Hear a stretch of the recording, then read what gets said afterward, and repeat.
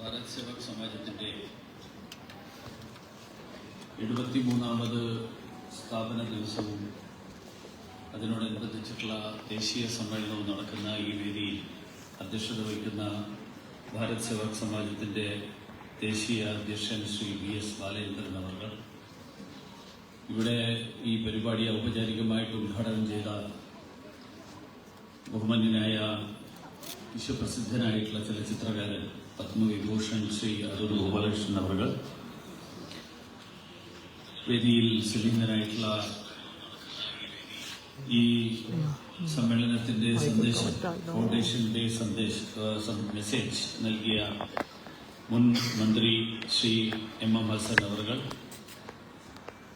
ഈ national agenda ഏറ്റുവാങ്ങിയ മുൻ മന്ത്രിയും സ്പീക്കറുമായിട്ടുള്ള ശ്രീ M വിജയകുമാർ അവർ, ഭാരത് സേവക് സമാജത്തിന്റെ chief mentor doctor Dolly Oommen Koshy, Shri doctor Ramesh Elaman Namboothiri, സ്വാഗതം ആശംസിച്ച BSS general secretary Shrimati Jaya Sreekumar, കൃതജ്ഞത രേഖപ്പെടുത്തുന്ന ട്രഷറർ ശ്രീമതി മഞ്ജു ശ്രീകണ്ഠൻ, വേദിയിലും സദസ്സിലുമുള്ള बहुमान्य, मुझे बताया गया कि केरल के बाहर से भी राष्ट्रीय स्तर पर देश के अलग अलग राज्यों से इस कार्यक्रम में भाग लेने के लिए PSS के प्रतिनिधि आए हैं। आप सभी को मेरा नमस्कार।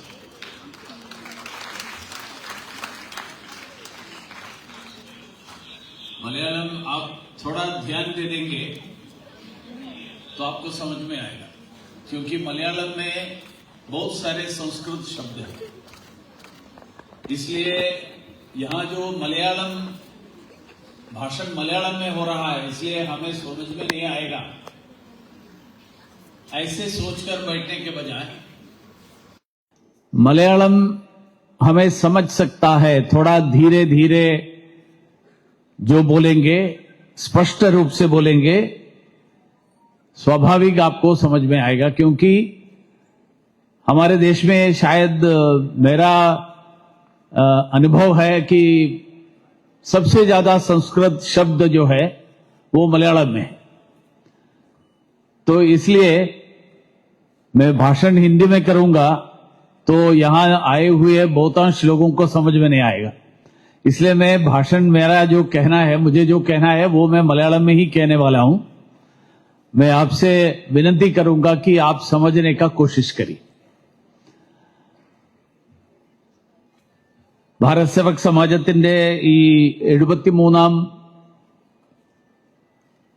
സ്ഥാപന ദിവസം, അതിന്റെ ഭാഗമായിട്ടുള്ള ദേശീയ അജണ്ട പ്രകാശനം നടത്തുക ആയിരുന്നു എന്റെ ചുമതല. നമ്മൾ ഭാരത് സേവക് സമാജത്തിന്റെ ചരിത്രത്തിലേക്ക് പോയി കഴിഞ്ഞാൽ 1905 സർവന്റ്സ് ഓഫ് ഇന്ത്യ സൊസൈറ്റിയിൽ നിന്ന് പ്രേരണ ഉൾക്കൊണ്ടുകൊണ്ട് ഗോപാലകൃഷ്ണ ഗോഖലെ സ്വാതന്ത്ര്യത്തിന് വേണ്ടിയിട്ടുള്ള പോരാട്ടം, അത് ഭരണാധികാരത്തിന് വേണ്ടിയിട്ടുള്ള പോരാട്ടം എന്നുള്ളതിനപ്പുറത്ത് നാടിനെ സേവിക്കാൻ വേണ്ടി, നാടിനു വേണ്ടി പ്രവർത്തിക്കാനുള്ള അവസരത്തിന് വേണ്ടിയാണ് പരിശ്രമിക്കുന്നത് എന്നുള്ള ലക്ഷ്യം മുൻനിർത്തിക്കൊണ്ടാണ് സർവന്റ്സ് ഓഫ് ഇന്ത്യ സൊസൈറ്റിക്ക് രൂപം നൽകപ്പെട്ടത്. 1947 ഓഗസ്റ്റ് 15-ാം തീയതി നമുക്ക് അധികാരം കൈമാറിയപ്പോ, അതിനുശേഷം ഇവിടെ ശ്രീ അടൂർ ഗോപാലകൃഷ്ണൻ സാർ സൂചിപ്പിച്ചു, 75 കൊല്ലക്കാലത്തിനിടയിൽ ഉണ്ടായിട്ടുള്ള മാറ്റം. സ്വാതന്ത്ര്യത്തിന് മുൻപ്, സ്വാതന്ത്ര്യത്തിന് വേണ്ടി പോരാട്ടം നടത്തിയ ആളുകൾ അവരേത് ലക്ഷ്യത്തോടുകൂടിയാണ്, ഏത് ലക്ഷ്യം മുൻനിർത്തിക്കൊണ്ടാണോ ആ പോരാട്ടത്തിന്റെ ഭാഗമായത്, അന്നത്തെ സാഹചര്യങ്ങളും അതിനുശേഷമുള്ള സാഹചര്യങ്ങളും തമ്മിലുള്ള വലിയ വ്യത്യാസം. അധികാര കേന്ദ്രിതമായിട്ടുള്ള ഒരു സമൂഹമായിട്ട് നമ്മുടെ സമൂഹം സ്വാഭാവികമായിട്ടും അതിനുശേഷം മാറി. പല കാരണങ്ങളുണ്ടാകാം. ഇന്ന് ഈ ദേശീയ അജണ്ട നടപ്പിലാക്കുമ്പോൾ ദേശീയ അജണ്ടയുടെ അജണ്ട അവതരിപ്പിച്ചുകൊണ്ട് ഭാരത് സേവക് സമാജം രാജ്യവ്യാപകമായി ഉണ്ടാകേണ്ട മാറ്റത്തിന്റെ പ്രധാനപ്പെട്ട കേന്ദ്ര ബിന്ദുക്കൾ എന്തൊക്കെയാണ് എന്ന് സൂചിപ്പിച്ചുകൊണ്ടാണ് ഈ അജണ്ട അവതരിപ്പിക്കുന്നത് എന്നാണ് ഞാൻ കരുതുന്നത്. നമ്മുടെ കാഴ്ചപ്പാടുകളിൽ ഉണ്ടായിട്ടുള്ള ഒരു വലിയൊരു മാറ്റമാണ് നമ്മൾ ഈ അജണ്ട രൂപീകരിക്കുന്നതിനും അജണ്ട അവതരിപ്പിക്കേണ്ടി വന്നതിനും പിന്നിലുള്ള കാരണം എന്നാണ് എനിക്ക് തോന്നുന്നത്. അടൂർ ഗോപാലകൃഷ്ണൻ സാർ ഇവിടെ സൂചിപ്പിച്ച റിട്ടയർമെന്റ് ഏജിന്റെ കാര്യം അദ്ദേഹം ആദ്യത്തെ പോയിന്റിന്റെ അടിസ്ഥാനത്തിലാണ് അദ്ദേഹം പറഞ്ഞത്. ഞാൻ റിട്ടയർമെന്റ് എന്നുള്ള വാക്ക് ജോലിയുമായിട്ട് ബന്ധപ്പെട്ട് കാണാൻ ആഗ്രഹിക്കാത്ത ഒരാളാണ്. ഞാൻ കരുതുന്നത് BSS റിട്ടയർമെന്റ് എന്ന് പറയുമ്പോൾ തൊഴിലിൽ നിന്ന് വരുമാനമുള്ള ജോലിയിൽ നിന്നുള്ള റിട്ടയർമെന്റ് ആണ് ഉദ്ദേശിക്കുന്നത് എന്ന് എനിക്ക് തോന്നുന്നില്ല. കാരണം നമ്മുടെ സമൂഹത്തിൽ സംഭവിച്ചുകൊണ്ടിരിക്കുന്നത്, ഞാൻ ജോലി ചെയ്യുന്ന ഏതൊരു മലയാള സിനിമയിലൊരു വാചകം ഞാൻ കേട്ടിട്ടുണ്ട്, ജോലി കിട്ടിയിട്ട് വേണം എനിക്കൊരു ദിവസം ലീവ് എടുക്കാൻ. കാരണം ജോലിക്ക് വേണ്ടി ശ്രമിക്കും, ജോലി കിട്ടിക്കഴിഞ്ഞാൽ എന്തിനാ ജോലിക്ക് കിട്ടുന്നത്, ജോലിക്ക് ശ്രമിക്കുന്നത്? ജോലി ചെയ്യാതെയും ശമ്പളം കിട്ടാനുള്ള, വരുമാനം കിട്ടാനുള്ള ഒരു വഴി അതിലൂടെ കിട്ടുകയാണ്. അതിനു പകരം കർമ്മനിരതനായിരിക്കുക എന്നുള്ള സന്ദേശം, അതാണ് അടൂർ ഗോപാലകൃഷ്ണൻ സാർ ഇവിടെ സൂചിപ്പിച്ചത്. അദ്ദേഹം 86-ാമത്തെ വയസ്സിലും കർമ്മനിരതനായിരിക്കുന്നു. ആ കർമ്മനിരതനായിരിക്കുക എന്നുള്ള സന്ദേശം, ആ സന്ദേശത്തിന് വരുമാനമായിട്ട് ബന്ധമില്ല, ജോലിയുമായിട്ട് ബന്ധമില്ല. വാസ്തവത്തിൽ നമ്മുടെ വിദ്യാഭ്യാസം നേടിയതിന് ശേഷം പലരും, ഇപ്പം മെഡിക്കൽ കോളേജിൽ പഠിക്കുന്ന ഡോക്ടർമാര്, MBBS പഠിക്കുന്ന ആളുകൾ പഠിച്ചതിന് ശേഷം 2 കൊല്ലം അവര് റൂറൽ സർവീസ് ചെയ്യണം എന്നുള്ളൊരു ബോണ്ട് ഒപ്പിടണം. വാസ്തവത്തിൽ റിട്ടയർമെന്റിന്റെ ഭാഗമായിട്ട് റിട്ടയർമെന്റ് കഴിഞ്ഞാൽ തിരിച്ച് വീട്ടിൽ പോയി ഇരിക്കുക എന്നുള്ളതിന് പകരം റിട്ടയർമെന്റിന് ശേഷം നിശ്ചിത കാലയളവ് അവര് സമൂഹത്തിന് വേണ്ടി പ്രവർത്തിക്കാനുള്ള ചുമതല അവരെ ഏൽപ്പിക്കുന്ന ഒരു സംവിധാനം നമ്മുടെ സമൂഹത്തിൽ ഉണ്ടായിരുന്നിരിക്കട്ടെ. സ്വാഭാവികമായും ശമ്പളം വാങ്ങുന്ന ആളുകൾക്ക് മാത്രമേ റിട്ടയർമെന്റ് ഉള്ളൂ. അല്ലാത്തവർക്ക് ഉള്ള ഉത്തരവാദിത്വവും ചുമതലയും, ആ ചുമതല അവരെ ഏൽപ്പിക്കുന്ന ഒരു സ്ഥിതി ഉണ്ടായിക്കഴിഞ്ഞാൽ ഈ ഇന്നത്തെ തൊഴിലുമായി ബന്ധപ്പെട്ടിട്ടുള്ള റിട്ടയർമെന്റ് എന്നുള്ള വാക്ക്, ആ വാക്കിനെ പോലും പുതിയ കാലഘട്ടത്തിനനുസരിച്ചിട്ട് മാറ്റാൻ കഴിയും. പണ്ടത്തെ കാലത്ത് ഈ 55 വയസ്സൊക്കെ നിശ്ചയിച്ചിരുന്ന കാലത്ത് നമ്മുടെ ജീവിത ദൈർഘ്യം അന്നുണ്ടായിരുന്നതിന്റെ, അന്നത്തെ നിലവിലുണ്ടായിരുന്ന അന്നുണ്ടായിരുന്ന സാഹചര്യത്തിന്റെ അടിസ്ഥാനത്തിലാണ് ഈ 55 വയസ്സും ഒക്കെ നിശ്ചയിക്കപ്പെട്ടത്. ഇന്ന് ജീവിത ദൈർഘ്യത്തിൽ വലിയ മാറ്റം വന്നിരിക്കുകയാണ്. രാജ്യത്തെ ഏറ്റവും ജീവിത സമൂഹത്തിന് വേണ്ടി പ്രവർത്തിക്കുക, സമൂഹത്തിന്റെ പുരോഗതിക്ക് വേണ്ടിയിട്ട് പരിശ്രമിക്കുക, ഇത് ഭാരതത്തിന്റെ, ഇന്ത്യയുടെ, പ്രാചീന ഭാരതത്തിൽ, അല്ലെങ്കിൽ നമുക്ക് ആധുനിക കാലത്തിന് മുൻപുള്ള ഒരു കാലഘട്ടം, രാജാക്കന്മാര് പോലും ഉണ്ടാകുന്നതിന്റെ അതിനു മുൻപുള്ള കാലഘട്ടം, ആ കാലഘട്ടത്തിൽ അധികാരം എന്ന് പറയുന്നത്, അധികാരം ഭരണാധികാരിയിൽ നിക്ഷിപ്തമായ ഒരു സാഹചര്യത്തിൽ നിന്നും വ്യത്യസ്തമായിരുന്നു. ഈ കൂട്ടത്തിലിരിക്കുന്ന പ്രായം ചെന്ന ആളുകൾക്കറിയാം, എനിക്ക് എന്റെ ഇത് മൂന്നിലും പെടാത്ത എല്ലാ അധികാരങ്ങളും, ആ അധികാരങ്ങളാണ് റെസിഡ്യുവൽ പവേഴ്സ്. ആ റെസിഡ്യുവറി പവേഴ്സ് എന്ന് പറയുന്നത് ഇന്ന് ഇന്ത്യയിൽ പാർലമെന്റിലാണ് നിക്ഷിപ്തമായിരിക്കുന്നത്. ഇതിൽ പരാമർശിക്കപ്പെട്ടിട്ടില്ലാത്ത എല്ലാ വിഷയങ്ങളെക്കുറിച്ചും നിയമനിർമ്മാണം നടത്താൻ ഉത്തരവാദിത്വം പാർലമെന്റിനാണ്. പ്രാചീന ഭാരതത്തിൽ ഇന്ത്യയുടെ വികേന്ദ്രീകൃതമായിട്ടുള്ള ഭരണ സംവിധാനത്തിന്റെ കീഴിൽ ഈ residuary powers were with the people. നിർവചിക്കപ്പെട്ടിട്ടില്ലാത്ത എല്ലാ അധികാരങ്ങളുടെയും ജനങ്ങളുടേതാണ്. നിർവചിക്കപ്പെട്ടിട്ടുള്ള അധികാരങ്ങൾ അത് കൈകാര്യം ചെയ്യേണ്ട ആളുകൾ കൈകാര്യം ചെയ്യും. നിർവചിക്കപ്പെട്ടിട്ടില്ലാത്ത, പ്രത്യേകം സൂചിപ്പിക്കപ്പെട്ടിട്ടില്ലാത്ത അധികാരങ്ങൾ, ആ അധികാരങ്ങൾ ജനങ്ങളുടേതാണ് എന്നുള്ള കാഴ്ചപ്പാട്, ആ കാഴ്ചപ്പാടിന്റെ അടിസ്ഥാനത്തിലാണ് ഗാന്ധിജി ഗ്രാം സ്വരാജ് എന്നുള്ള ആശയം മുന്നോട്ട് വെച്ചത്.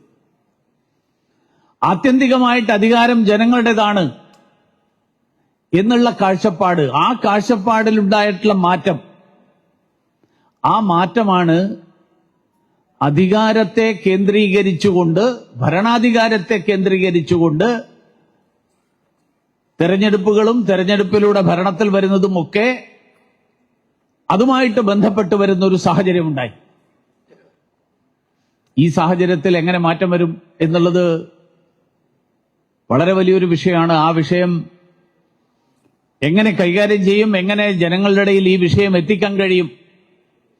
ജനങ്ങളുടെ ഭരണാധികാരിയല്ല, ജനങ്ങൾക്ക് വേണ്ടിയിട്ട് ജനങ്ങളുടെ സെർവന്റാണ്.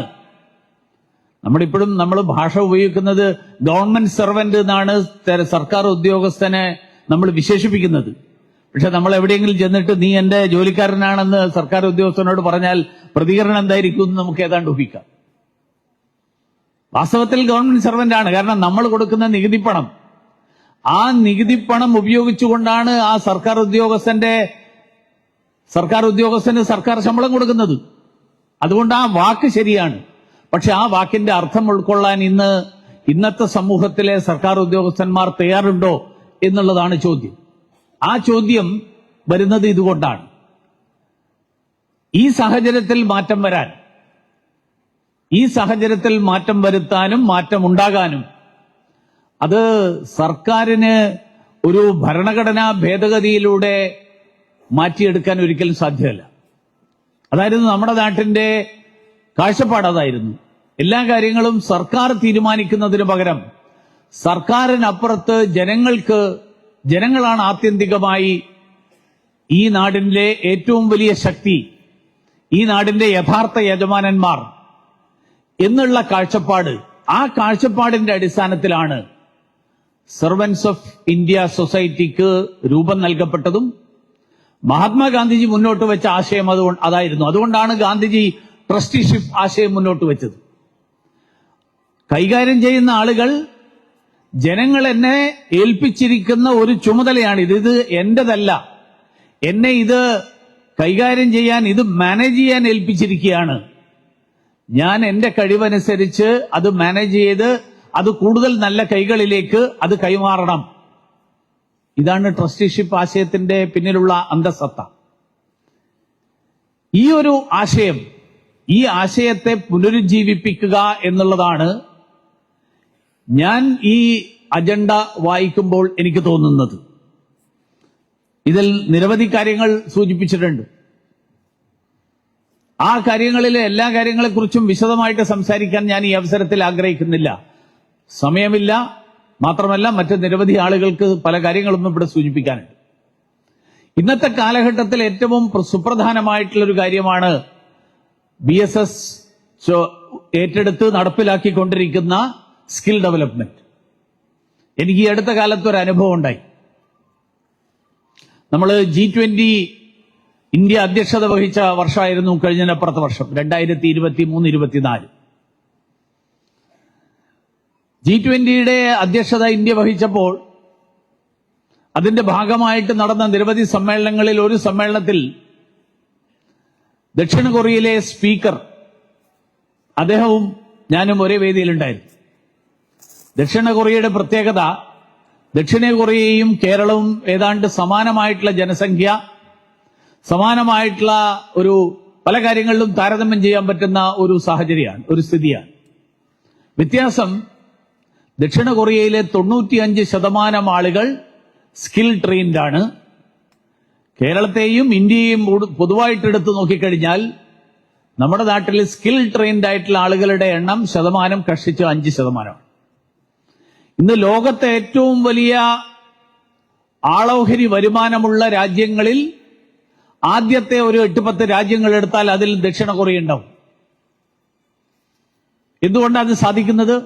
വിദ്യാഭ്യാസം കൊണ്ട് മാത്രമല്ല, പകരം നൈപുണ്യം. ഇപ്പൊ നേരത്തെ വാട്ട് ഡു യു ഡു എന്ന് ചോദിച്ച ചോദ്യം, ആ ചോദ്യത്തിന്റെ അന്തസത്ത അതാണ്. നമ്മളിന്ന് കാണാൻ വരുന്ന, എന്നെ കാണാൻ പലരും വരാറുണ്ട്, മന്ത്രിയായിരുന്ന സമയത്തും വരാറുണ്ട്, ഇവിടെ ഇരിക്കുന്ന പലരിടത്തും വരുന്നുണ്ടാവും. ചെറുപ്പക്കാരായിട്ടുള്ള ആൾക്കാര് ബയോഡാറ്റയായിട്ട് വരും. നിങ്ങൾക്ക് എന്ത് ചെയ്യാൻ അറിയാം എന്ന് ചോദിച്ചു കഴിഞ്ഞാൽ ഞാൻ BA പാസ്സായിട്ടുണ്ട് എന്നാണ് മറുപടി കിട്ടുക, അല്ലെങ്കിൽ ഞാൻ MA പാസ്സായിട്ടുണ്ട് എന്നാണ് മറുപടി കിട്ടുക, അല്ലെങ്കിൽ ഞാൻ MSc പാസ്സായിട്ടുണ്ട്, ഞാൻ BTech എഞ്ചിനീയറിംഗ് കഴിഞ്ഞതാണ്. എന്ത് ചെയ്യാൻ അറിയാം എന്ന് മറുപടി പറയാൻ കഴിയുന്ന തലത്തിലേക്ക് നമ്മുടെ യുവാക്കളെയും കുട്ടികളെയും പരിശീലിപ്പിച്ചെടുക്കുക എന്നുള്ള വലിയൊരു ഉത്തരവാദിത്വം. ആ ഉത്തരവാദിത്വമാണ് ഇന്ന് വിദ്യാഭ്യാസം എന്ന് പറയുന്ന ഔപചാരിക വിദ്യാഭ്യാസത്തിന് പകരം ഇന്റഗ്രേറ്റിംഗ് സ്കിൽസ് വിത്ത് എഡ്യൂക്കേഷൻ എന്നുള്ളതാണ് 2020 അവതരിപ്പിച്ച പുതിയ വിദ്യാഭ്യാസ നയത്തിന്റെ ലക്ഷ്യം. ആ വിദ്യാഭ്യാസ നയം ഇന്ന് രാജ്യത്ത് നടപ്പിലാക്കാൻ ഉദ്ദേശിക്കുന്നത് ഈ രാജ്യത്തെ യുവതലമുറ പരിശീലനം ലഭിച്ചിട്ടുള്ള, നൈപുണ്യം നേടിയിട്ടുള്ള ആളുകളായിട്ട് മാറുക. വിവിധ മേഖലകളിലുള്ള നൈപുണ്യം, അതില് തൊഴിൽ മാത്രമല്ല, ലൈഫ് സ്കിൽസ്. എങ്ങനെ ഒരു കാര്യത്തോട് വേണ്ട എന്ന് പറയാൻ എങ്ങനെ സാധിക്കും? എന്താണ് നമ്മൾ നേരിടുന്ന ജീവിത സാഹചര്യങ്ങൾ? ആ ജീവിത സാഹചര്യങ്ങളിൽ എങ്ങനെ നമ്മൾ വിവേചനപൂർണമായിട്ടുള്ള തീരുമാനമെടുക്കും? ഇന്ന് ലഹരിയും മദ്യവും മയക്കുമരുന്നും ഒക്കെ വ്യാപകമായി കൊണ്ടിരിക്കുന്ന ഒരു കാലഘട്ടത്തിലാണ് നമ്മൾ ജീവിക്കുന്നത്. അതിന്റെ ഏറ്റവും പ്രധാനപ്പെട്ട കാരണം ഇന്നത്തെ തലമുറ ഒരാളോട് ഇത് വേണ്ട, എനിക്ക് താല്പര്യമില്ല എന്ന് പറയാൻ ശീലിക്കാത്ത, പരിചയമില്ലാത്ത ഒരു തലമുറ ഇന്ന് വളർന്നു വരുന്നു എന്നുള്ളതാണ്. അപ്പൊ ഈ രീതിയിൽ നൈപുണ്യം, ആ നൈപുണ്യം വളർത്തിയെടുക്കാൻ വേണ്ടിയിട്ടുള്ള പരിശ്രമം, അത് കേവലം BSSന്റെ ട്രെയിനിങ് ക്ലാസ്സുകളിൽ മാത്രം ഉള്ള ഒരു പ്രവർത്തനമല്ല, പകരം അത് രാജ്യത്തിന്റെ മുഴുവൻ അജണ്ടയായിട്ട് മാറേണ്ട ഒരു കാര്യമാണ്. അതുകൊണ്ട് അധികാരം, ഭരണത്തിലിരിക്കുന്ന ആളുകൾ ഞങ്ങളാണിതെല്ലാം നിയന്ത്രിക്കുന്നത് എന്നുള്ളതിന് പകരം ബഹുമാന്യനായിട്ടുള്ള പ്രധാനമന്ത്രി എല്ലായ്പ്പോഴും ആവർത്തിച്ച് പറയാറുള്ള ഒരു കാര്യം, ഞാൻ പ്രധാനമന്ത്രി എന്നുള്ളതിനേക്കാൾ കൂടുതൽ ഞാൻ പ്രധാന സേവക് എന്നുള്ള നിലയിൽ അറിയപ്പെടാനാണ് ഞാൻ ആഗ്രഹിക്കുന്നത് എന്ന് പറയാറുള്ളതിന്റെ അന്തസത്ത ഉൾക്കൊണ്ടുകൊണ്ട് ഈ ഒരു അജണ്ട, ദേശീയ അജണ്ട, ആ അജണ്ട അതിന്റെ യഥാർത്ഥ അർത്ഥത്തിൽ ജനങ്ങളിലേക്ക് എത്തിക്കാൻ വേണ്ടിയിട്ടുള്ള വ്യാപകമായിട്ടുള്ള ചർച്ച, അങ്ങനെ ഒരു ചർച്ചയ്ക്ക് തുടക്കം കുറിക്കാൻ ഭാരത് സേവക് സമാജത്തിന് സാധിക്കട്ടെ എന്ന് ആശംസിച്ചുകൊണ്ട് എന്റെ വാക്കുകൾ അവസാനിപ്പിക്കുന്നു. എല്ലാവർക്കും ആശംസകൾ നേരുന്നു.